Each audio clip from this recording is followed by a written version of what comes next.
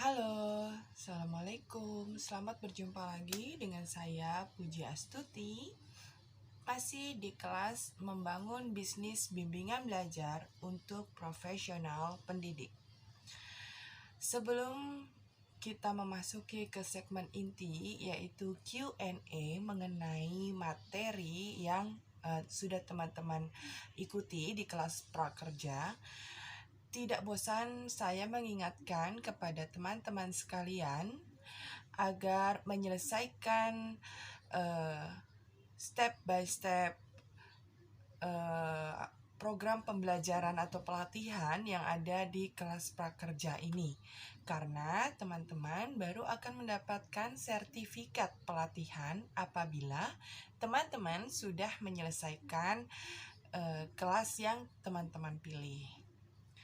Oke, kemudian saya juga ingin mengucapkan terima kasih kepada teman-teman yang sudah bergabung di Telegram saya.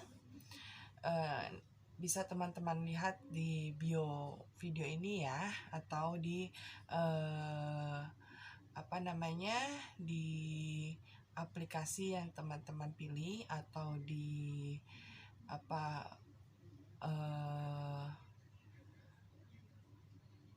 jenis atau platform yang teman-teman pilih juga ada ya. Nah, selain itu saya juga ingin mengucapkan terima kasih kepada seluruh staf yang hingga detik ini masih terus memberikan support dan juga memfasilitasi sehingga dapat terwujudnya video pembelajaran atau video pelatihan dari pertama kali saya bergabung di Akademi ini. Dan saya juga ingin mengucapkan syukur alhamdulillah, terima kasih banyak untuk teman-teman yang sudah memilih kelas prakerja ini. Atas bantuan dan dukungan teman-teman ya, akhirnya alhamdulillah saya bisa seperti sekarang ini. Masih seperti video-video sebelumnya, video Q&A ini memang dibuat per 1 minggu sekali, di mana isinya adalah 5 pertanyaan yang sudah kita rangkum dari beberapa pertanyaan yang masuk ke baik itu melalui kolom komentar, ataupun di ulasan, ataupun di Telegram ya, di grup Telegram yang kita rangkum dan kita ringkas hingga menjadi 5 pertanyaan setiap minggunya, maaf. Dan saya juga ingin mengucapkan selamat menunaikan ibadah puasa bagi teman-teman yang menjalankan puasa. Semoga kita selalu diberi kesehatan, diberi kelancaran dalam usahanya, kemudian diberi keselamatan, dan juga kita mendapatkan rezeki yang berkah. Amin, amin ya rabbal alamin. Oke, langsung saja saya akan menjawab pertanyaan untuk kali ini ya. Oke, pertanyaan yang pertama itu datangnya dari Fatma.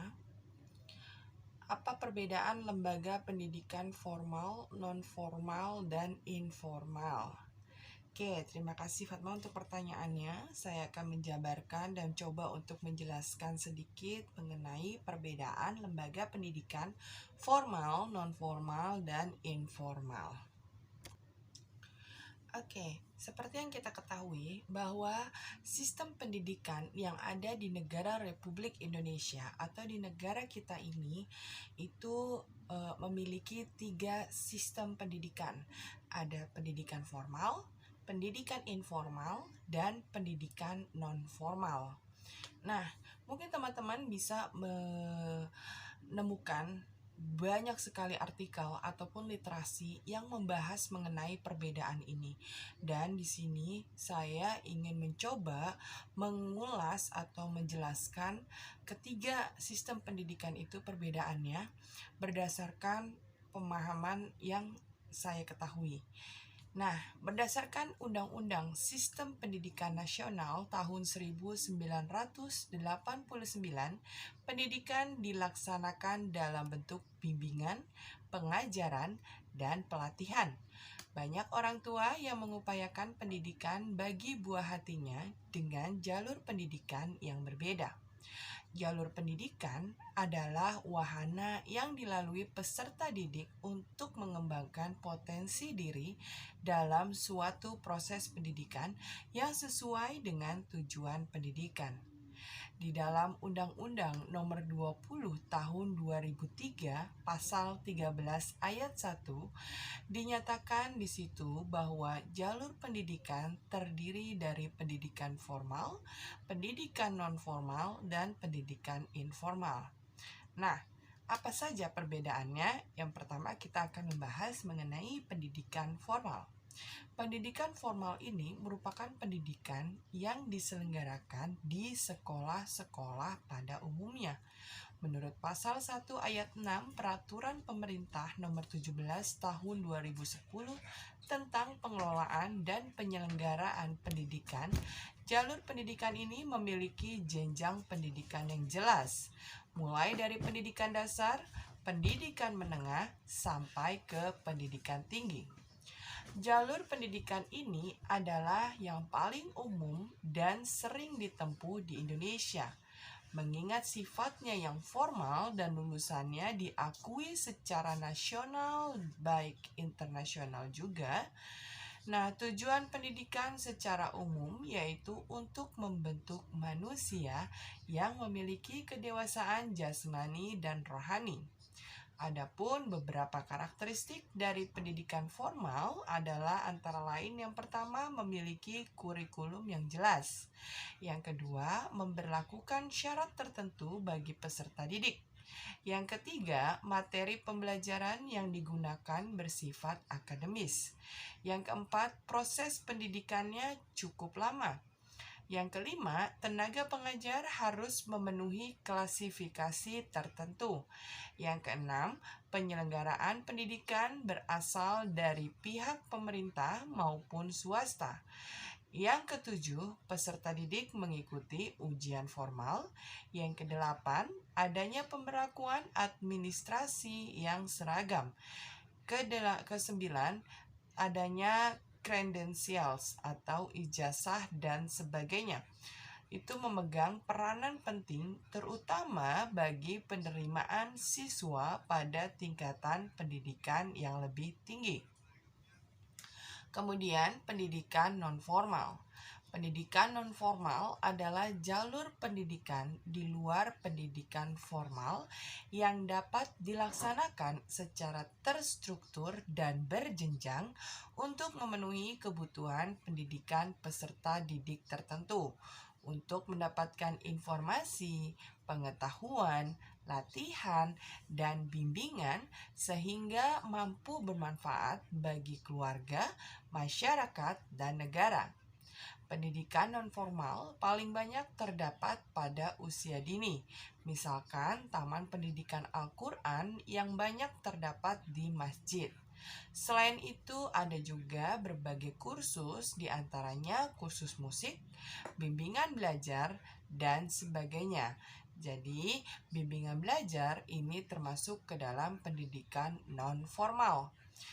Philip H. Combs berpendapat bahwa pendidikan nonformal adalah setiap kegiatan pendidikan yang terorganisir diselenggarakan di luar sistem formal baik tersendiri maupun merupakan bagian dari suatu kegiatan yang luas yang dimaksudkan untuk memberikan layanan kepada sasaran didik tertentu dalam mencapai tujuan-tujuan belajar.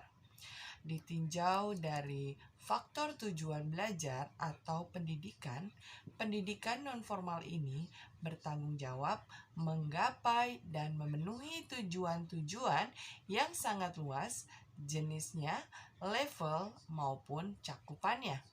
Jadi, kalian dapat memberikan pendidikan nonformal kepada buah hati dengan tujuan yang ingin dicapai. Nah, Apa saja karakteristik dari pendidikan nonformal? Yang pertama, pendidikan nonformal ini bertujuan untuk memperoleh keterampilan yang segera akan dipergunakan.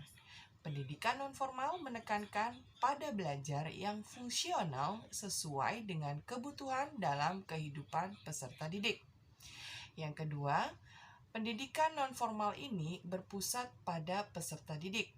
Dalam pendidikan nonformal dan belajar mandiri, peserta didik adalah pengambil inisiatif dan pengontrol kegiatan belajarnya.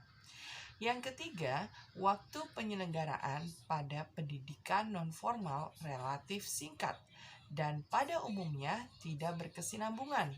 Yang keempat, menggunakan kurikulum kafetaria. Kurikulum ini bersifat fleksibel, dapat dimusyawarahkan secara terbuka, dan banyak ditentukan oleh peserta didik. Yang keempat, menggunakan metode pembelajaran yang partisipatif dengan penekanan pada belajar mandiri. Yang kelima, hubungan pendidik dengan peserta didik bersifat mendatar. Pendidik adalah fasilitator, bukan menggurui. Hubungan di antara kedua pihak bersifat informal dan akrab. Peserta didik memandang fasilitator sebagai narasumber dan bukan sebagai instruktur. Yang keenam, mengingat sumber-sumber untuk pendidikan sangat langka, maka diusahakan sumber-sumber lokal digunakan seoptimal mungkin. Yang ketujuh, credentials umumnya kurang memegang peranan penting, terutama bagi penerimaan siswa. Nah, yang ketiga adalah pendidikan informal.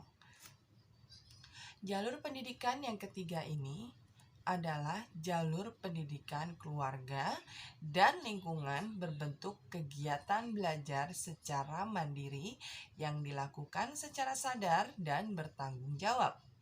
Pendidikan ini bisa kita temui lewat sekolah rumah atau homeschooling atau juga pusat kegiatan belajar mengajar atau PKBM. Terdapat beberapa alasan pemerintah menggagas pendidikan informal. Antara lain, yang pertama, pendidikan dimulai dari keluarga. Yang kedua, informal diundangkan juga karena untuk mencapai tujuan pendidikan nasional dimulai dari keluarga. Yang ketiga, bahwa homeschooling, pendidikan formal tapi dilaksanakan secara informal. Anak harus dididik dari lahir. Nah, selanjutnya apa saja karakteristik pendidikan informal? Yang pertama, pendidikan informal dapat diselenggarakan di mana saja, khususnya pada lingkungan keluarga. Yang kedua, tidak terdapat persyaratan khusus yang harus dilengkapi. Yang ketiga, peserta didik tidak perlu mengikuti ujian tertentu. Yang keempat, proses pendidikan dilakukan oleh keluarga dan lingkungan. Yang kelima, tidak terdapat kurikulum tertentu yang harus dijalankan. Yang keenam, tidak terdapat jenjang dalam proses pendidikannya. Yang ketujuh, proses pendidikan dilakukan secara terus-menerus tanpa mengenal ruang dan waktu. Yang kedelapan, orang tua merupakan guru bagi anak didik. Tidak terdapat manajemen yang jelas dalam proses pembelajaran, serta tidak perlu adanya credentials. Pendidikan formal dan pendidikan informal memang berbeda. Salah satunya, pendidikan formal mengenal ujian nasional, sedangkan pendidikan peserta informal itu mengikuti Ujian Nasional Pendidikan Kesetaraan atau UNPK. Hasil pendidikan informal diakui sama dengan pendidikan formal dan non-formal setelah peserta didik lulus ujian sesuai dengan standar nasional pendidikan. Sayangnya, meski hasilnya diakui kesetaraannya, masih banyak yang memandang pendidikan informal itu dengan sebelah mata. Dalam menempuh pendidikan, kita tidak boleh berhenti ataupun malas untuk belajar, karena manfaat belajar sangat berguna untuk menambah ilmu pengetahuan, keterampilan, dan dapat mengubah sifat kita. Pentingnya pendidikan bagi anak bangsa adalah negara akan berharap nantinya kalianlah yang dapat memajukan Indonesia dengan bekal ilmu yang kalian dapat dalam menempuh pendidikan. Akan tetapi, dengan kondisi adanya wabah penyakit seperti sekarang ini atau pandemi, mengharuskan kegiatan pendidikan dilakukan secara online. Nah, akan saya jelaskan sedikit apa saja unsur-unsur pendidikan. Jadi, unsur-unsur pendidikan dalam proses pembelajaran itu yang pertama adalah peserta didik sebagai subjek yang dibimbing. Seorang siswa sebagai subjek sekolah. Dari perspektif modern, siswa cenderung menyebutnya sebagai subjek otonom atau tidak memandang usia, atau individu yang ingin diakui keberadaannya. Sebagai pribadi yang berkualitas dan mandiri, ia ingin terus tumbuh dan mendidik dirinya sendiri untuk memecahkan masalah seumur hidup yang dihadapinya. Unsur pendidikan yang kedua adalah guru sebagai orang yang membimbing dalam unsur-unsur pendidikan. Pendidik adalah orang yang mempunyai tanggung jawab mendidik siswa sasarannya. Siswa menerima pelatihan di 3 lingkungan, di keluarga, sekolah, dan masyarakat. Oleh karena itu, orang tua, guru, pimpinan program pembelajaran, kursus pelatihan, dan masyarakat atau organisasi bertanggung jawab atas pendidikan. Unsur pendidikan yang ketiga adalah interaksi antara siswa dan guru atau interaksi dalam proses pembelajaran. Interaksi dalam proses pembelajaran pada umumnya adalah komunikasi dua arah antara siswa dan pembimbing menuju tujuan pendidikan mereka. Pencapaian dalam tujuan pendidikan yang optimal harus ditempuh dengan proses komunikasi yang intensif melalui pengoperasian isi, metode, dan perangkat pendidikan seperti yang teman-teman bisa dapatkan dari kegiatan pembelajaran yang ada di sekolah-sekolah. Unsur yang keempat adalah misi guru merupakan abstrak karena terdapat nilai yang dasarnya abstrak. Tujuan pendidikan dasarnya abstrak karena mengandung nilai-nilai abstrak. Tujuan seperti itu umumnya, idealnya, sangat komprehensif dalam hal konten, mungkin sulit diterapkan dalam praktek. Pendidik harus mengambil bentuk perilaku yang dikhususkan kepada siswa di lokasi tertentu, pada waktu tertentu, kondisi tertentu, dan memakai alat tertentu. Unsur pendidikan yang kelima adalah dampak terhadap penyuluhan atau bahan ajarnya. Sistem pendidikan sekolah memadukan materi dengan kurikulum yang sesuai sebagai sarana untuk mencapai tujuan. Nah, di sini ada dokumentasi inti dan konten lokal. Materi yang bersifat nasional yang meliputi misi pengendalian dan persatuan bangsa. Selain konten lokal, misinya adalah mengembangkan keragaman kekayaan budaya terhadap lingkungan. Unsur pendidikan yang keenam adalah metode dan alat yang digunakan dalam proses pembelajaran pendidikan. Metode pendidikan yang digunakan adalah bagian depan dan belakang dari mata uang yang sama. Alat memeriksa jenis dan metode memeriksa efisiensi dan efektivitasnya. Metode diartikan dengan sengaja dilakukan atau dipelihara sebagai manfaat untuk mencapai tujuan dari pendidikan. Unsur pendidikan yang terakhir atau yang ketujuh adalah tempat bimbingan atau lingkungan pendidikan dalam proses pembelajaran. tempat diselenggarakannya kegiatan penyuluhan atau lingkungan pendidikan. Lingkungan pendidikan biasa disebut dengan 3 pusat pendidikan, yaitu keluarga, sekolah, dan masyarakat. Nah, kemudian apa sih perbedaan atau perbedaan yang khas ya? Nah, sebelum kita membahas perbedaannya, kita akan membahas persamaannya dulu. Jadi persamaan dari ketiga jalur pendidikan formal, non-formal, dan informal. Yang pertama adalah persamaan yang juga menekankan kepentingan atau pentingnya literasi, matematika atau numerasi, keterampilan komunikasi, dan gairah atau semangat belajar. Kewarganegaraan dan kepribadian kelompok sasaran dilaksanakan melalui muatan dan kegiatan keagamaan, kepribadian luhur, kewarganegaraan, bahasa, seni budaya, dan pendidikan jasmani.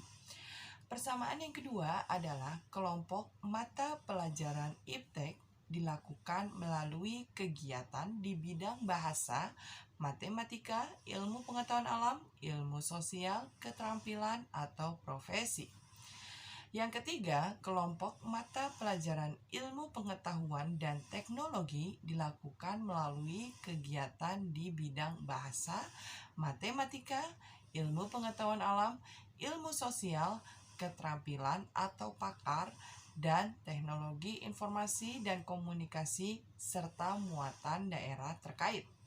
Yang keempat, kelompok mata pelajaran ilmu pengetahuan dan teknologi dilakukan melalui muatan atau kegiatan bidang bahasa, matematika, ilmu pengetahuan alam, ilmu sosial, keterampilan atau pakar, dan teknologi informasi serta komunikasi, dan juga muatan daerah tertentu. Yang kelima, grup tema estetika dilakukan melalui konten atau kegiatan yang relevan di bidang bahasa, seni budaya, matematika, dan muatan lokal lainnya. Yang keenam, kelompok mata pembelajaran pendidikan jasmani, olahraga, dan kesehatan atau yang biasa kita kenal dengan PJOK dilakukan melalui konten atau kegiatan di bidang pendidikan jasmani, olahraga, pendidikan kesehatan, ilmu pengetahuan, dan muatan lokal terkait. Yang ketujuh, standar kompetensi lulusan SD dan SMA serta pendidikan non-formal dikembangkan oleh BNSP dan diterapkan dengan peraturan menteri. Yang kedelapan, satuan pendidikan formal dan informal terdapat sarana dan prasarana untuk memenuhi kebutuhan pendidikan seiring dengan tumbuh dan berkembangnya potensi fisik, sosial, ekonomi, dan psikologis siswa. Yang ke-10, pendidikan agama dapat diselenggarakan melalui jalur pendidikan baik itu formal, informal, dan non-formal. Yang ke-11, jalur, jenjang, dan jenis pendidikan dapat dikelola oleh pemerintah daerah, ataupun masyarakat. Yang ke-12, semua siswa di setiap satuan pendidikan berhak beralih ke program pendidikan dengan jalur yang sama dan satuan pendidikan yang berbeda. 13, standar kompetensi alumni mengacu pada Permendik atau Peraturan Menteri Pendidikan tahun 2006 terbitan 23-21 Mei 2006. 14, rasio guru siswa ditentukan oleh Peraturan Menteri berdasarkan usulan BNSP. Nah, itu tadi satuan pendidikan informal, non-formal, dan formal yang wajib menjamin atau wajib digunakan sebagai penjamin dalam mutu pendidikan. Oke, pertanyaan yang kedua datangnya dari saudari Dian. Bagaimana merekrut tutor untuk bimbingan belajar? Dan ini mungkin bisa kalian atau teman-teman terapkan pada tidak hanya pada bimbingan belajar saja ya, namun juga pada lembaga pendidikan lainnya. Nah, untuk dapat mencapai tujuan suatu organisasi atau lembaga pendidikan, perlu adanya melakukan segala sesuatu secara strategis. Adapun proses untuk melakukan manajemen strategi itu yang pertama adalah dengan strategi formulation atau perumusan strategi. Perumusan strategi merupakan tahap awal dalam manajemen strategi yang mencakup mengembangkan visi dan misi, mengidentifikasi peluang eksternal organisasi dan ancaman, menentukan kekuatan dan kelemahan internal, menetapkan tujuan jangka panjang, menghasilkan strategi alternatif, dan memilih strategi tertentu untuk mencapai tujuan. Yang kedua adalah strategi implemented atau implementasi strategi. Penerapan strategi memerlukan suatu keputusan dari pihak yang berwenang dalam mengambil keputusan untuk menetapkan tujuan. Pada tahap ini dilakukan pengembangan strategi pendukung budaya, merencanakan struktur organisasi yang efektif, mengatur ulang usaha pemasaran yang dilakukan, mempersiapkan budget, mengembangkan dan utilitasi sistem informasi, serta menghubungkan kompensasi karyawan terhadap kinerjanya. Yang ketiga adalah strategi evaluation atau evaluasi strategi. Evaluasi strategi merupakan tahap akhir dalam manajemen strategis. Evaluasi strategi merupakan alat utama untuk memperoleh informasi, bisa dilakukan dengan penilaian atau melakukan proses evaluasi strategi. Dalam penilaian strategi terdapat 3 aktivitas penilaian yang mendasar, yaitu peninjauan ulang faktor-faktor eksternal dan internal yang menjadi landasan bagi strategi. Penilaian strategi sangat diperlukan oleh suatu perusahaan karena strategi yang berhasil untuk saat ini tidak selalu berhasil untuk masa yang akan datang. Bahwa dapat disimpulkan untuk melakukan suatu manajemen strategis terdapat 3 proses, yaitu perumusan strategi, implementasi strategi, dan evaluasi strategi. Proses tersebut harus diperhatikan untuk mewujudkan suatu tujuan organisasi karena proses tersebut adalah berkesinambungan. Nah, menurut salah satu ahli atau pakar pendidikan menyatakan bahwa rekrutmen pada hakikatnya merupakan proses menentukan dan menarik pelamar yang mampu untuk bekerja dalam suatu perusahaan. Proses ini dimulai ketika para pelamar dicari dan berakhir ketika lamaran-lamaran mereka diserahkan atau dikumpulkan. Selain itu, rekrutmen juga dapat dikatakan sebagai proses untuk mendapatkan sejumlah sumber daya manusia atau karyawan yang berkualitas untuk menduduki suatu jabatan atau pekerjaan dalam suatu industri. Selain itu, ada juga pakar yang bernama Du Bois menyatakan rekrutmen is the process of attracting as many qualified applicants as possible for excess vacancies and anticipated openings. It is a talent search, a pursuit of the best group of applicants of an available position. Yang artinya, rekrutmen adalah proses menarik sebanyak mungkin klasifikasi pelamar untuk lowongan yang ada dan bukan diantisipasi. Ini merupakan pencarian bakat pengejaran kelompok terbaik pelamar untuk posisi yang tersedia. Nah, jadi bisa disimpulkan bahwa rekrutmen adalah salah satu proses kegiatan penarikan para calon karyawan atau sumber daya manusia yang memiliki minat dan kualifikasi yang tepat untuk mengisi posisi atau jabatan yang dibutuhkan oleh organisasi dan sesuai dengan kebutuhan organisasi guna mendapatkan karyawan yang berkualitas.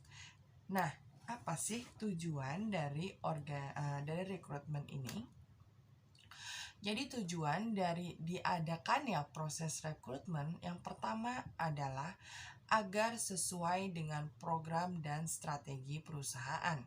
Yang kedua, untuk menentukan kebutuhan tenaga kerja dalam jangka pendek dan jangka panjang, berkaitan dengan perubahan dalam perusahaan, perencanaan sumber daya manusia, rancangan pekerjaan, dan analisis pekerjaan. Yang ketiga, untuk mendukung kebijaksanaan perusahaan dalam mengelola sumber daya manusia yang beragam.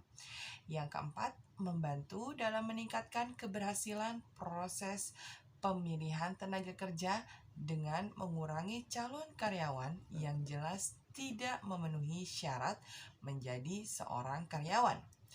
Yang keenam, sebagai upaya dalam mengkoordinasikan penarikan dengan program pemilihan dan pengembangan tenaga kerja.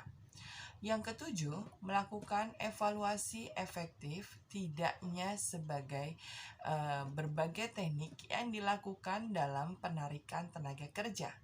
Yang kedelapan, memenuhi kegiatan perusahaan untuk mendukung program pemerintahan dalam mengurangi tingkat pengangguran.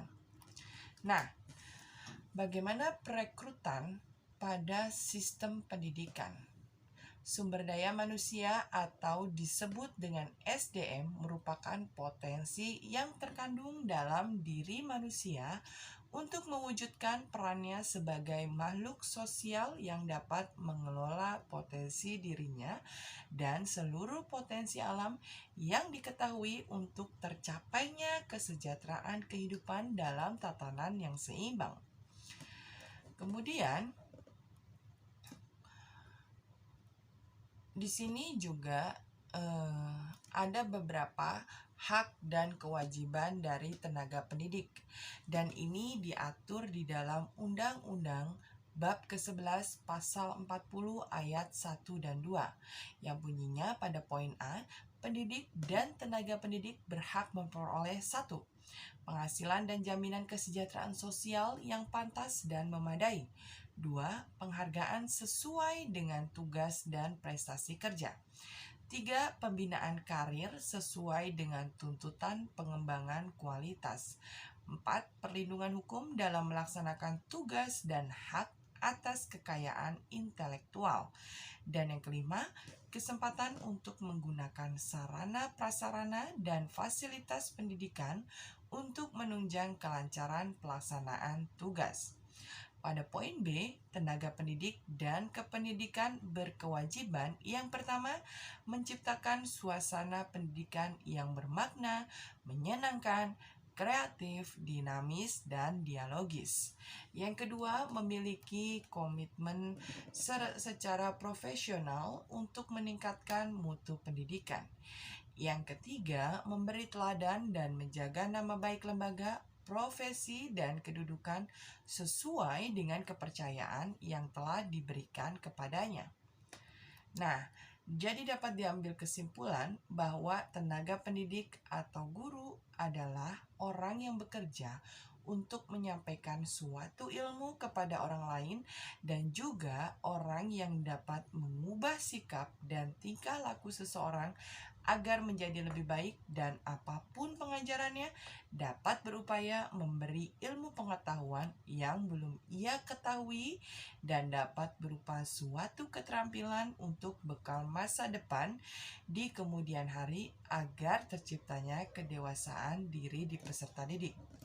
Nah, teman-teman juga perlu mengetahui apa saja kriteria dari guru ideal. Abdul Majid mengemukakan bahwa guru adalah orang yang bertugas membantu murid untuk mendapatkan pengetahuan, sehingga ia dapat mengembangkan potensi yang dimilikinya. Undang-Undang Republik Indonesia tahun 2005 nomor 14 tentang guru dan dosen mengisyaratkan bahwa guru adalah pendidik profesional dengan tugas utama mendidik, mengajar, membimbing, mengarahkan, melatih, menilai, dan mengevaluasi peserta didik pada pendidikan anak usia dini, jalur pendidikan formal, pendidikan dasar, dan pendidikan menengah. Kedudukan guru berfungsi untuk meningkatkan martabat dan peran guru sebagai agen pembelajaran yang juga berfungsi untuk meningkatkan mutu pendidikan nasional.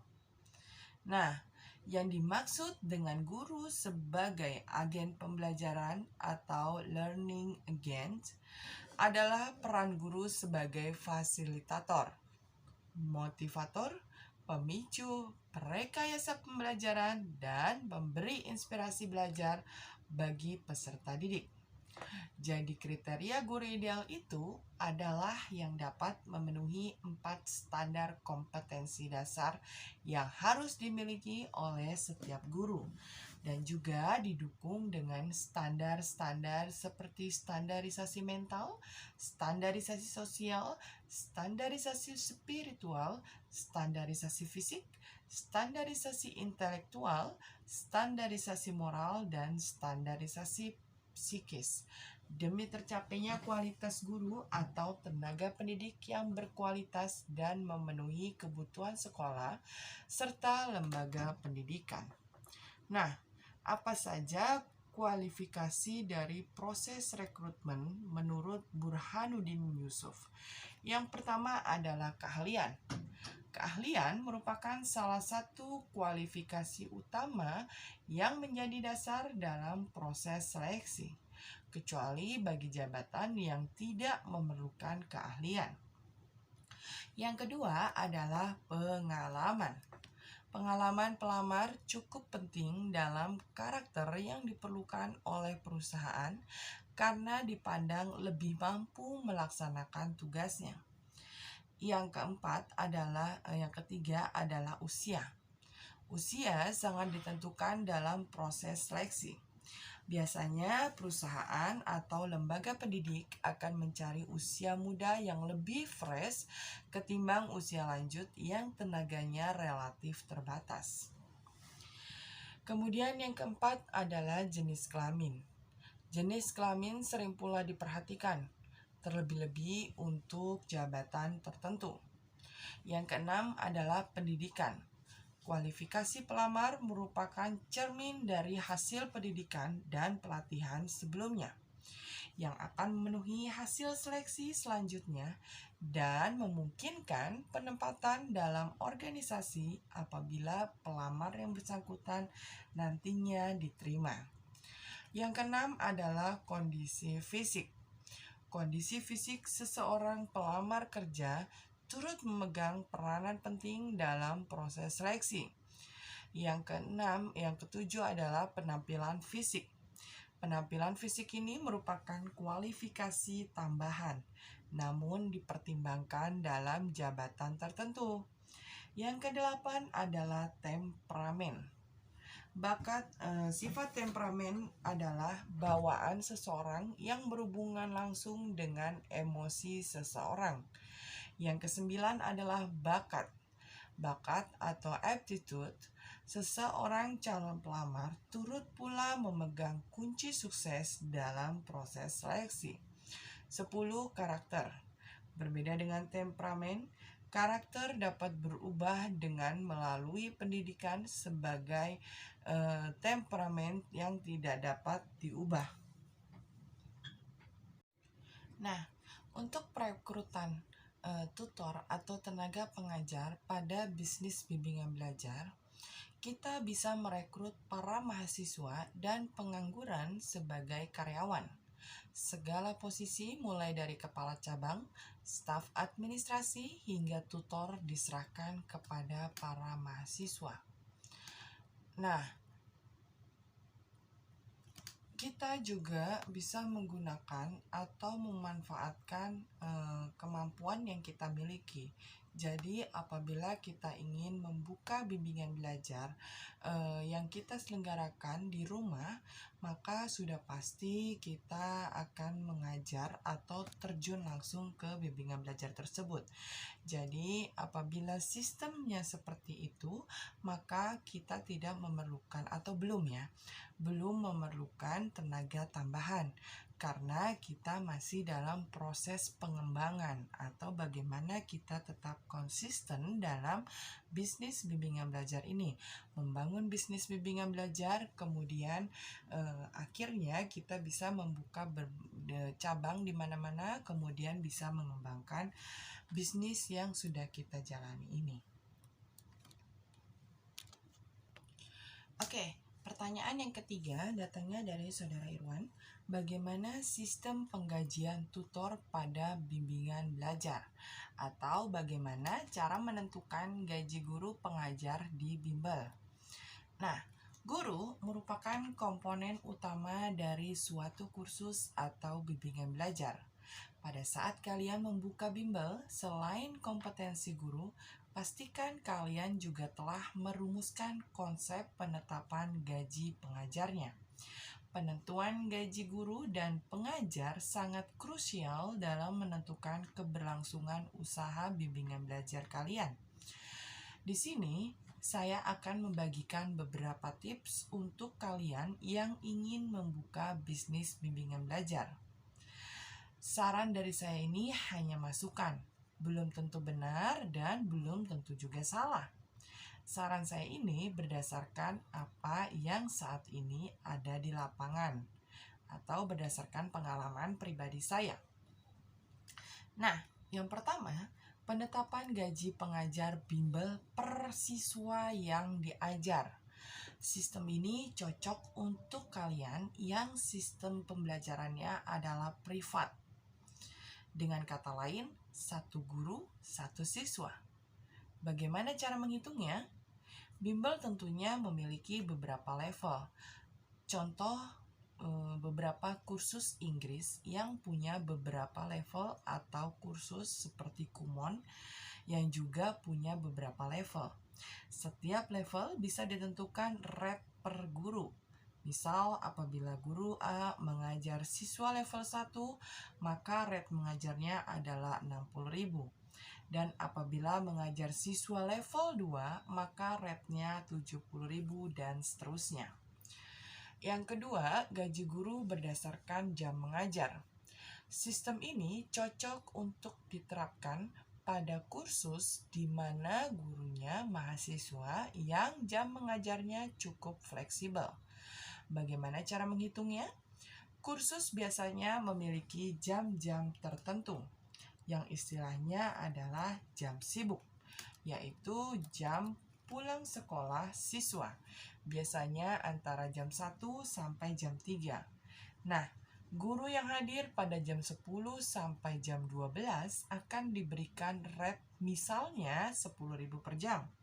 Sedangkan apabila guru tersebut hadir pada pukul 1 sampai 3 sore, maka rate-nya akan bertambah menjadi 15.000. Yang ketiga, gaji guru berdasarkan kelas yang diajar dan jumlah siswa pada kelas tersebut. Sistem ini cocok untuk diterapkan pada kursus yang menggunakan sistem kelas, yaitu dalam satu kelas ada beberapa siswa atau grup kelas. Contohnya yang ada di lembaga pendidikan Inggris English First atau kita kenal dengan IF. Bagaimana cara menghitungnya? Untuk sistem kelas, gaji bisa ditentukan berdasarkan jumlah siswa dalam kelas tersebut. Misal guru mengajar kelas dengan 3 siswa, maka rate-nya adalah 50.000 per siswa. Sedangkan apabila guru mengajar kelas dengan 4 siswa, maka rate-nya 40.000 per siswa. Biasanya semakin banyak siswa pada kelas tersebut, maka rate mengajar per siswa akan lebih rendah. Akan tetapi tentunya rate per kelas akan semakin tinggi seiring banyaknya siswa pada kelas tersebut. Yang keempat adalah gaji tetap. Sistem gaji tetap ini sangat jarang atau bahkan hampir tidak ada untuk kursus. Gaji tetap hanya diperoleh oleh bagian administrasi. Guru kursus ada yang memperoleh gaji tetap, namun gaji tersebut sangat kecil, mungkin sekitar 1 jutaan. Sedangkan komisi mengajar bisa cukup besar, hingga rata-rata perolehan gaji bisa sampai 10 juta per bulan. Nah, di sini saya akan memberikan sedikit simulasi penggajian guru di bimbingan belajar. Yang pertama harus kita buat adalah pemasukannya. Pemasukan ini diperoleh dari pembayaran murid. Sebelum menentukan biaya pembayaran, lebih baik kita survei beberapa biaya di bimbingan belajar lainnya. Usahakan biaya bimbel tersebut lebih rendah dari bimbel yang lain karena perlu diperhatikan bahwa bimbel milik teman-teman ini adalah bimbingan belajar baru. Tetapi juga jangan terlalu rendah. Pikirkan juga pengeluaran yang akan kalian keluarkan. Kemudian kita membuat pengeluaran tiap bulan. Contohnya yang pertama adalah telepon.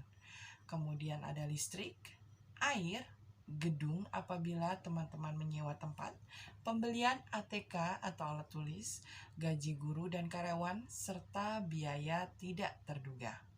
Nah, bagaimana cara perhitungan gaji yang seperti saya sampaikan? Yang pertama, jika kita mengenal baik guru dan staf, kita dapat menghitung dengan sistem bagi hasil. Mengapa saya menyebutnya dengan kata mengenal? Ya, karena dalam sistem bagi hasil ini, gaji yang diterima tentu saja di bawah standar. Karena harus sesuai banyaknya murid yang mendaftar. Biasanya pada awal pembukaan, murid tidak lebih dari 10. Jadi gaji yang diterima pun tentu saja akan sedikit. Contoh kasus. Sebuah bimbel terdapat 10 murid yang mendaftar. 4 murid SD, murid SMP, dan 3 murid SMA. Biaya bulanan untuk SD adalah 250.000, SMP 350.000, dan SMA 450.000. Nah, lantas berapa gaji karyawan dan guru yang cocok? Cara yang pertama, kita menghitung pemasukannya terlebih dahulu. SD tadi kita asumsikan adalah ada 4 siswa, berarti 4 kali 250 adalah 1 juta. SMP 3 siswa dikali 350.000 ada 1.050.000.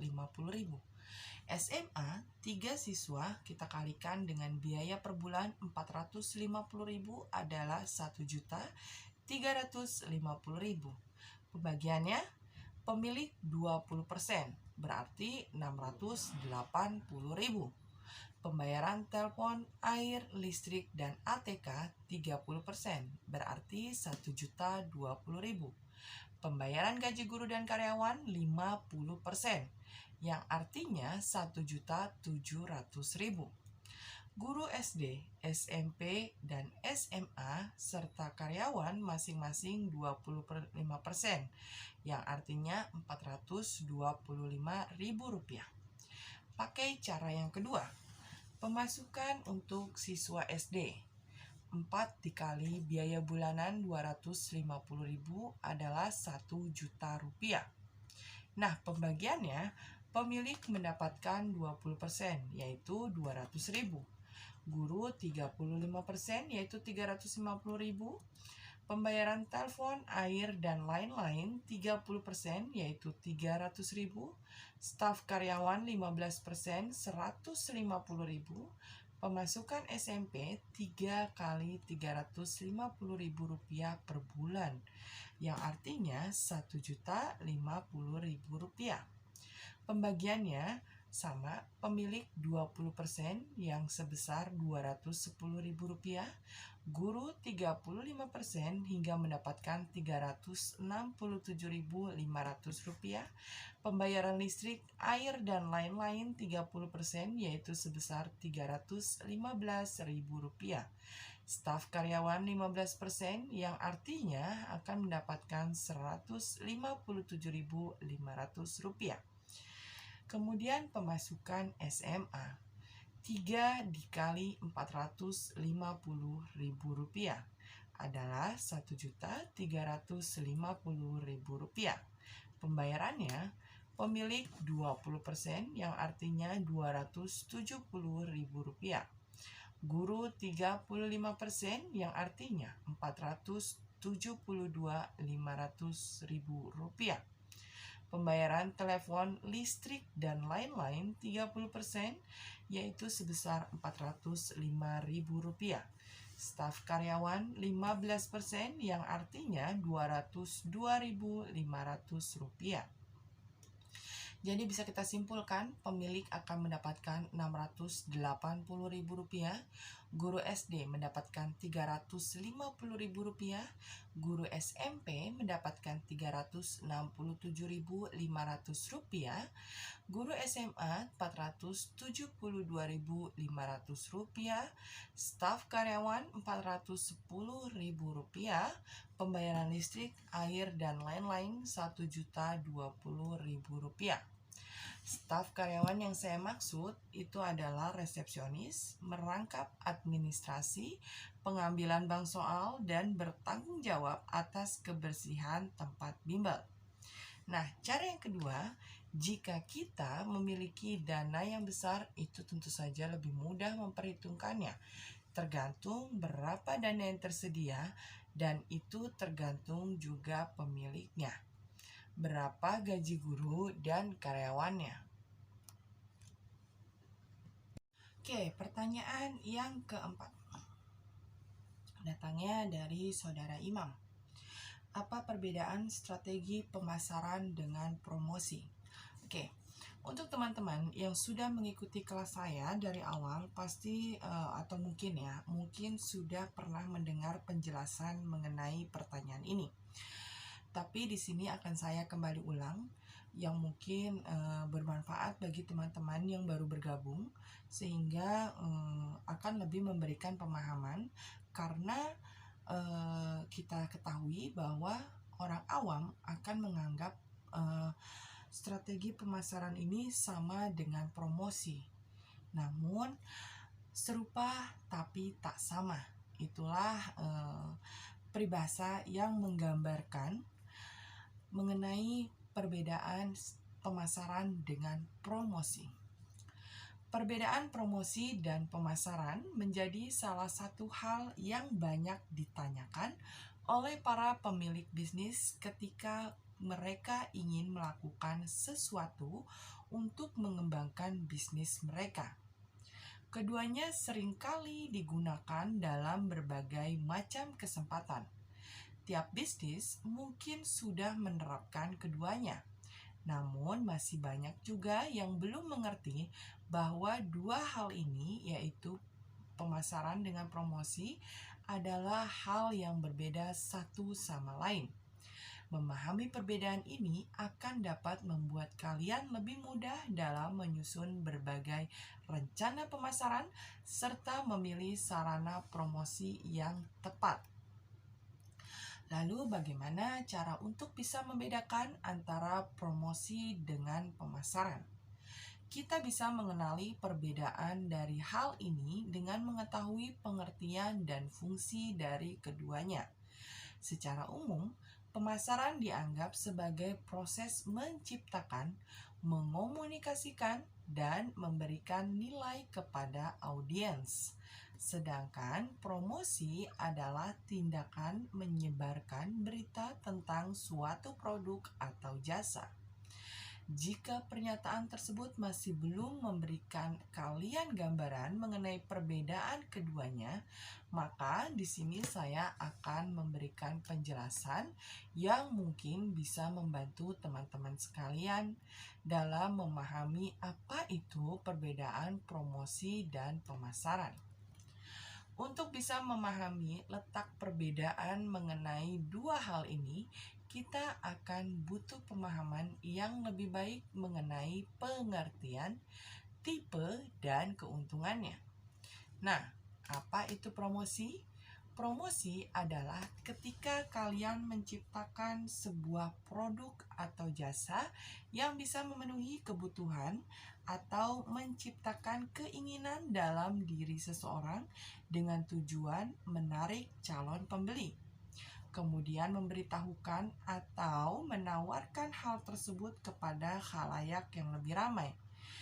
Kalian menawarkan produk atau jasa dan kemudian mempromosikan solusi, manfaat solusi atau nilai-nilai solusi tersebut. Hal ini membuat promosi sering dikaitkan dengan penjualan yang sama sekali tidak salah. Kalian akan menjual sebuah produk atau jasa. Tentu saja ini akan membuka kesempatan bagi kalian untuk mendapatkan sesuatu sebagai imbalannya. Dengan demikian, promosi bisa diartikan sebagai tindakan menyebarkan berita tentang produk atau jasa agar bisa mempengaruhi minat para target audiens untuk membeli. Jenis-jenis promosi itu paling banyak dijumpai antara lain promosi penjualan, promosi digital, periklanan, pemasaran langsung, dan penjualan pribadi. Sebagai sebuah cara untuk bisa memperkenalkan produk dan jasa yang kalian jual, maka promosi juga memiliki berbagai macam manfaat lainnya yang tentu saja berguna bagi bisnis kalian. Yang pertama adalah meningkatkan brand awareness. Yang kedua, mendorong lebih banyak traffic dari calon konsumen. Yang ketiga, meningkatkan angka penjualan dan keuntungan. Yang keempat, memberikan informasi yang sesuai dan berguna untuk pelanggan. Nah, apa itu pemasaran? Setelah tadi kita saya coba menjelaskan tentang promosi, maka selanjutnya adalah mengenai pemasaran. Ada beberapa cara untuk menggambarkan pemasaran. Yang paling sederhana adalah menganggap sebuah pemasaran sebagai proses menciptakan produk atau jasa bisnis. Dengan ide yang tepat, persiapan dan pelaksanaan yang matang, sebuah bisnis akan bisa menyusun produk atau jasa yang akan disukai dan akan digunakan oleh pelanggannya. Hal ini akan membantu bisnis untuk menciptakan dan mempertahankan keunggulan kompetitif serta menghasilkan berbasis pelanggan. Pemasaran juga menjadi sebuah metode bagi bisnis untuk bisa membangun citra brand dengan memproduksi dan memperkenalkan produk atau jasa ke pasar melalui pemasaran bertarget yang dilakukan melalui berbagai macam sarana. Hal ini bisa disederhanakan menjadi 4P atau 4P: Product, Price, Place, and Promotion, atau biasa juga disebut sebagai marketing mix. Untuk strategi pemasaran, kalian akan memulai dengan pengembangan produk yang melibatkan penelitian dan riset pasar, menentukan target pelanggan kalian, menganalisis pesaing, dan memutuskan manfaat apa yang akan ditawarkan dengan produk atau jasa kalian. Selanjutnya, memutuskan strategi penetapan harga yang akan bergantung pada berbagai faktor, seperti menjual dengan biaya rendah untuk meningkatkan penjualan dan menghasilkan keuntungan berdasarkan volume, atau menetapkan harga tinggi untuk menciptakan margin yang lebih tinggi dan menghasilkan keuntungan seperti itu. Kemudian place mengacu pada tempat Anda akan menjual produk atau jasa. Bisa melalui online, melalui toko, atau menggunakan grosir, pengecer, dan lain-lain apabila yang kalian jual adalah produk. Terakhir, melakukan promosi untuk memperkenalkan produk dan jasa ke target audiens kalian. Bisa dibilang jika promosi menjadi bagian dari sebuah kegiatan pemasaran. Nah, jenis-jenis pemasaran. Pemasaran adalah tentang merancang, menciptakan, dan mengkomunikasikan. Ini adalah proses membuat khalayak ramai sadar akan nilai yang bisa diberikan oleh perusahaan dan bisnis kalian. Proses ini dimulai dengan mengumpulkan informasi dari para pelanggan untuk memahami siapa mereka dan apa yang mereka inginkan. Kalian harus menyebarkan informasi itu ke seluruh dunia dalam bentuk yang mudah dicerna oleh massa. Artinya, kalian harus memiliki sesuatu yang nyata dan dapat ditempatkan di depan audiens, di mana mereka akan memperhatikannya dan merasa tertarik. Kegiatan ini biasanya terdiri dari dua bentuk utama, yaitu secara digital atau fisik. Contohnya antara lain pemasaran media sosial, pemasaran berbayar, pemasaran afiliasi, email pemasaran, pemasaran internet, dan pemasaran luar ruangan. Ada beberapa manfaat yang bisa kalian rasakan dari sebuah pemasaran yang dibuat dengan teliti, rapi, dan juga berdasarkan data yang akurat. Manfaat-manfaat itu antara lain, yang pertama, jangkauan yang luas, penghematan biaya, tingkatkan prospek dan konversi, serta hasil yang terukur.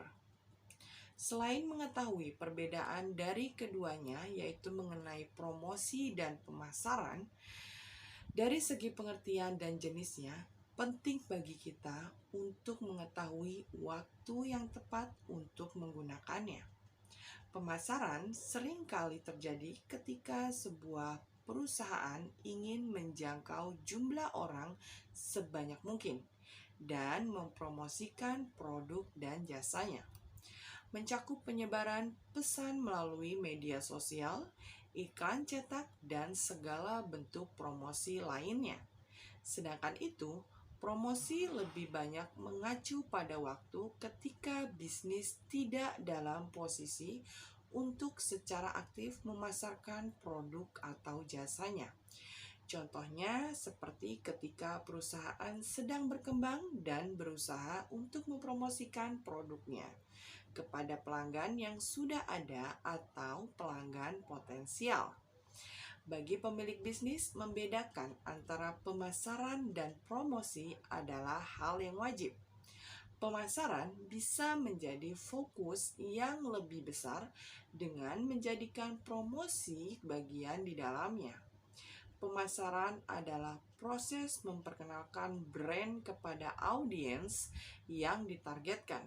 Sedangkan promosi adalah ketika brand dijual ke publik. Satu hal yang penting untuk dipahami adalah bahwa kedua istilah tersebut tidak dapat disamakan. Dan cara yang bagus untuk menunjukkannya adalah dengan mengenali fungsinya. Dengan perubahan teknologi, baik pemasaran maupun promosi menjadi lebih rumit dan mendalam sifatnya, adalah sebuah kewajiban untuk bisa bersaing dengan banyak orang dan brand lainnya. Untuk menetapkan bisnis, kita bisa menggunakan berbagai jasa ataupun digital marketing lainnya. Oke, jadi dapat ditarik kesimpulan bahwa pemasaran atau marketing dapat diartikan sebagai proses penyusunan komunikasi terpadu yang bertujuan untuk memberi informasi berupa keunggulan sebuah produk atau jasa. Sedangkan promosi merupakan kegiatan menawarkan produk atau jasa yang bertujuan untuk menarik calon konsumen agar mencoba dan membeli sebuah produk atau jasa tersebut.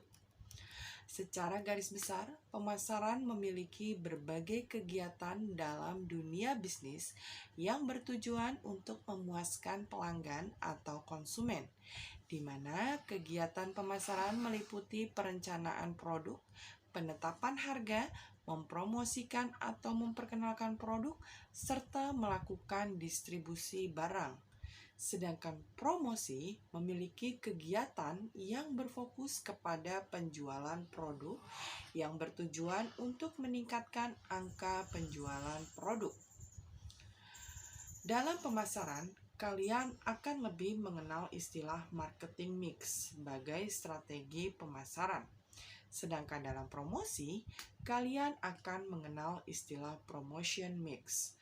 Dengan menggunakan strategi marketing mix, kalian dapat melakukan kegiatan pemasaran dengan menggunakan rumus 7P yang meliputi produk atau produk, price atau harga, place atau tempat, promotion atau promosi, people atau sumber daya manusia, proses atau aktivitas bisnis, cycle evidence atau bukti fisik perusahaan.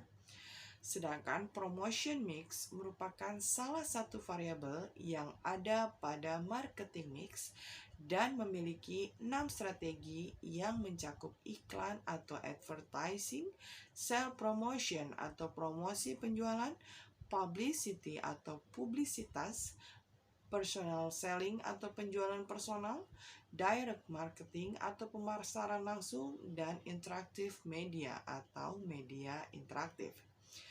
Kegiatan pemasaran dan promosi juga memiliki perbedaan prioritas dalam memperhatikan brand image, di mana pemasaran akan selalu mementingkan dan menjaga brand image suatu produk di mata pelanggan atau target pasarannya. Hal ini bertujuan untuk mempertahankan kualitas dan menjaga citra positif brand di mata pelanggan.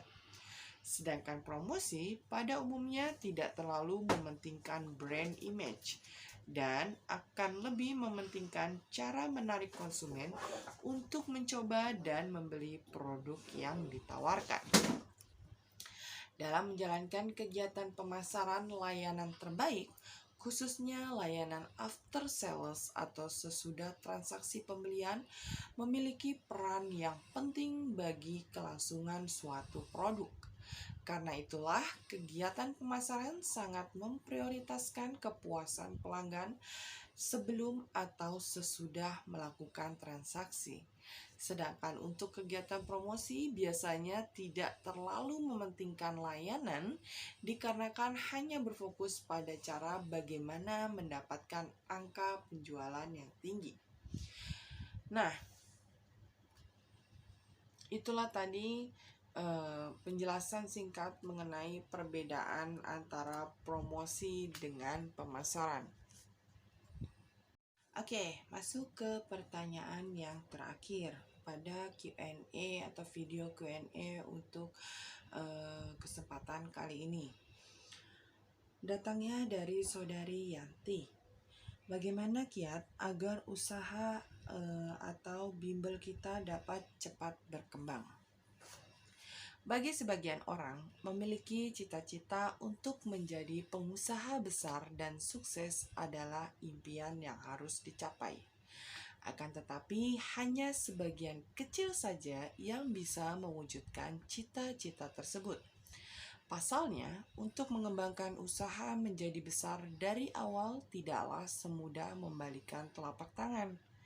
Namun, kalian juga harus memahami bahwa kalian bisa memulai usaha dengan modal yang kecil. baik itu usaha rumahan ataupun bisnis skala yang lebih besar. Jika modal yang dimiliki kecil, tentunya akan semakin berat. Namun di sini saya akan memberikan atau saya akan berbagi tips bagaimana kita bisa mengembangkan atau kita mulai dari usaha dengan modal yang kecil. Nah, yang pertama adalah menentukan jenis usahanya. Langkah pertama yang harus kalian lakukan adalah menentukan usaha yang pas dan cocok untuk kalian. Cobalah pilih usaha yang sesuai dengan hobi atau hal yang kalian sukai. Dengan demikian, kalian tidak akan merasa berat dan terbebani ketika menjalankannya. Jika hobi yang kalian lakukan selama ini hanya menghabiskan uang saja, maka kalian bisa mulai berpikir bagaimana caranya agar hobi yang kalian miliki bisa menghasilkan uang. Nah, yang kedua adalah lakukan riset pasar. Riset pasar membantu kalian untuk menemukan peluang yang akan terjadi pada bisnis. Melalui riset, kalian akan menemukan apa yang sebenarnya sedang dicari dan dibutuhkan oleh masyarakat. Oleh karena itu, bisnis kalian hadir sebagai solusi atas permasalahan yang terjadi secara tepat sasaran. Dengan riset pasar juga akan membantu menentukan siapa yang menjadi pesaing kalian. Pesaing bukanlah sesuatu yang harus ditakuti, karena kalian bisa belajar menganalisa apa yang menjadi keunggulan bisnis kalian dibandingkan bisnis pesaing. Yang ketiga, alokasikan modal bisnis secara tepat. Perlu diketahui bahwa terdapat dua cara dalam mengalokasikan modal bisnis. Pertama adalah dengan capital expenses, di mana modal digunakan untuk membeli bahan baku, peralatan, dan perlengkapan bisnis. Contohnya, jika kalian akan memulai bisnis bimbingan belajar, maka pembelian yang utama adalah alat tulis, modul, dan papan tulis. Nah, yang kedua adalah operational expenses, yaitu pengeluaran operasional yang mencakup biaya listrik, sewa gedung, gaji karyawan, dan sejenisnya. Dengan alokasi yang tepat, maka modal kecil dapat digunakan secara efektif dan efisien. 4. Manfaatkan peralatan yang dimiliki. Ketika kalian memulai merintis usaha, tidak selamanya kalian membutuhkan peralatan yang baru dan canggih. Kalian bisa menggunakan peralatan yang dimiliki terlebih dahulu untuk meminimalisir modal yang keluar. Dan jika nanti usaha kalian sudah besar dan alat yang ada sudah tidak memungkinkan, kalian baru dapat membeli peralatan yang baru dan lebih ringan, lebih canggih. Dengan begitu, kalian akan memulai usaha dengan modal yang kecil. Yang kelima, pilihlah lokasi yang tepat. Lokasi merupakan salah satu aspek penting dalam memulai usaha. Dengan memilih lokasi ramai dan tempat bisa membuat usaha kalian lebih cepat berkembang. Untuk usaha yang baru dirintis, jangan ragu untuk memanfaatkan ruangan sekitar rumah yang ada seperti teras atau garasi rumah. Contoh beberapa perusahaan besar di dunia ini berasal dari garasi rumah, seperti Apple, Google, dan lain sebagainya. Yang keempat, manfaatkan sosial media.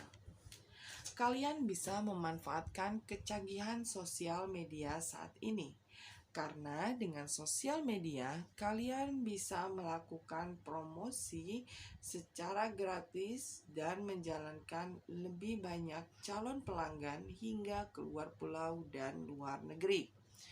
Cobalah memposting dengan gambar-gambar menarik dan berikan promo-promo setiap harinya. Dijamin akan banyak pelanggan yang datang karena penasaran ingin mencoba. Pemasaran melalui sosial media secara gratis akan membantu kalian mengembangkan usaha dengan modal yang kecil. 7. Menggunakan modal dengan bijak. Hindari membeli barang-barang yang dirasa belum dibutuhkan karena modal yang dimiliki tidaklah banyak. Sehingga jangan sampai modal sudah habis hanya untuk membeli barang-barang yang tidak begitu penting di dalam usaha. Agar lebih aman, kalian bisa membuat rencana belanja secara lengkap dan terperinci agar nantinya tidak boleh atau tidak salah langkah menjalankan atau membelanjakan modal tersebut. 8. Libatkan orang terdekat. Libatkan orang-orang di sekitar kalian seperti suami, adik, kakak, saudara, sahabat dalam memulai usaha. Karena dengan mengajak orang terdekat tersebut, pastinya tidak akan banyak yang menuntut kepada Anda. Nantinya, jika usaha yang dirintis sudah berkembang dan besar, kalian bisa merekrut karyawan dari luar dengan beberapa kriteria yang bisa kalian tentukan sendiri. 9. Pandai dalam membagi waktu. Dalam mengembangkan usaha, kalian dituntut untuk dapat memanfaatkan dan menggunakan waktu secara tepat, efisien, efektif, dan juga menguntungkan. Perlu kalian buat timeline 1 bulan ke depan mengenai apa saja yang harus dilakukan, sehingga tidak ada waktu yang terbuang sia-sia. Perlu diingat bahwa jika sampai kalian menunda-nunda pekerjaan, modal akan terus dipakai tanpa ada hasil yang signifikan, dan kalian bisa kalah saing oleh kompetitor yang sedang membangun usaha sama seperti usaha kalian. 10. Selalu lakukan inovasi produk. Pada dasarnya, kebanyakan konsumen memiliki sifat cenderung mudah bosan. Mereka menggunakan produk dengan inovasi terbaru.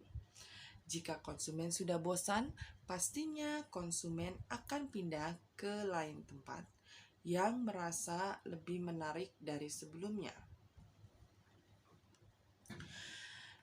Nah, hal ini tentu membuat konsumen akan menjadi penasaran dengan inovasi teks di atas. Karena itu, inovasi produk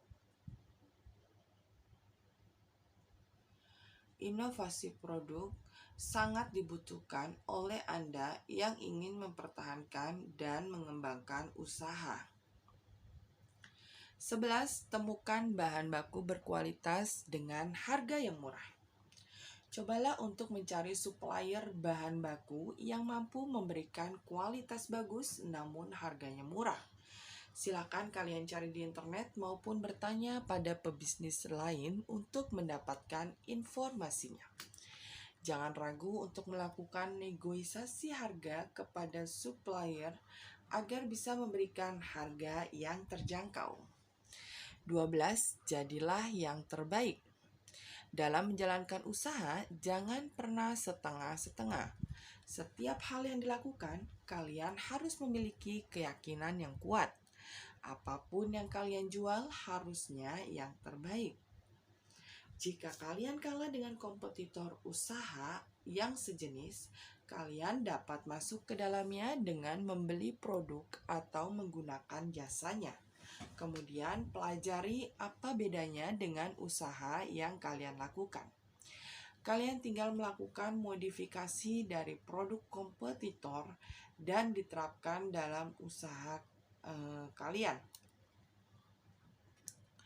Nah, 13. Apakah perlu merekrut karyawan? Untuk menekan biaya operasional, sebaiknya di awal memulai bisnis menggunakan tenaga. Jika suatu saat kurang efisien karena bisnis sudah bertambah besar, kalian bisa mempertimbangkan untuk merekrut karyawan. 14. Rencanakan keuangan dengan baik. Ketika usaha sudah mulai berjalan dan menghasilkan keuntungan, kalian harus mulai pintar-pintar mengatur keluar masuknya uang dengan benar. Anda bisa mencoba dengan membuat pembukuan akuntansi sederhana. Pisahkan antara uang milik pribadi dengan uang hasil usaha. Sudah banyak beberapa usaha yang gagal karena kesalahan. Nah, kesalahannya adalah kesalahan dalam pengelolaan keuangan antara uang pribadi dan usaha yang tercampur menjadi satu. Keuntungan atau kerugian. Setelah memahami langkah-langkah dalam memulai dalam menjalankan, lantas bagaimana cara agar bimbel dapat cepat berkembang? Iya, berdasarkan tadi kiat-kiat atau hal-hal atau poin-poin yang perlu diperhatikan dalam membangun atau mengembangkan bisnis bimbingan belajar. Setelah kita memahaminya, kemudian selanjutnya adalah kita perlu memperhatikan bagaimana prospek bimbingan belajar kita ini ke depannya. Perlu teman-teman perhatikan bahwa membangun bisnis bimbingan belajar itu sangat seru dan sangat mengasyikkan. Karena selain kita bisa akan mendapatkan profit, kita juga akan menambah pengetahuan pastinya. Selain itu, dalam mengembangkan bisnis bimbingan belajar, hal utama yang perlu teman-teman perhatikan adalah teman-teman jangan cepat putus asa. Lakukan apa yang ingin teman-teman lakukan. Jangan keluar dari konsep awal yang sudah kalian tentukan. Kemudian, kalian juga harus memperhatikan bahwa di setiap usaha apapun pasti akan menemukan kompetitor, yaitu orang yang memiliki usaha serupa dengan usaha yang kita miliki atau dikenal dengan pesaing atau kompetisi. Nah, untuk mengantisipasinya, teman-teman bisa melakukan berbagai promosi yang lebih menarik, dan juga teman-teman bisa membuat promosi dengan memberikan penawaran biaya yang lebih murah. Dan untuk membuat bisnis bimbingan belajar kalian itu cepat berkembang, perlu diperhatikan dan ini sangat-sangat penting adalah manajemen keuangan. Karena untuk mengembangkan bisnis bimbingan belajar tentu kita akan memerlukan modal. Dan modal ini bukan modal yang sama saat pertama kali kita membuka usaha bimbingan belajar. Karena modal untuk mengembangkan bisnis bimbingan belajar beda dengan modal untuk membangun bisnis bimbingan belajar.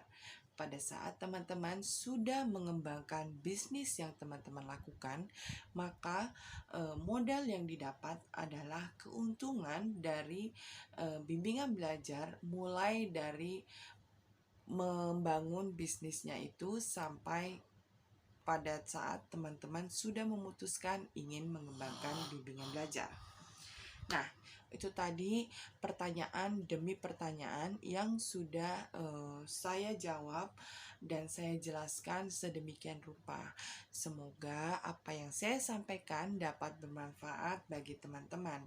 Dan saya juga mengucapkan mohon maaf yang sebesar-besarnya apabila ada tingkah laku atau perbuatan saya yang kurang berkenan, dan juga mungkin penjelasan saya yang kurang tepat. Mohon dibukakan pintu maaf yang seluas-luasnya.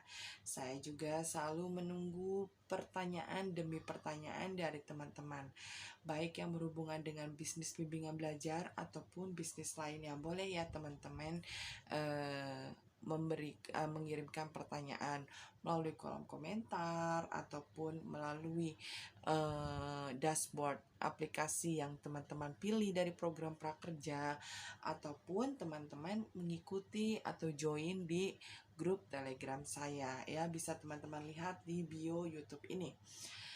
Akhir kata, demikianlah penjabaran saya dari pertanyaan untuk kali ini.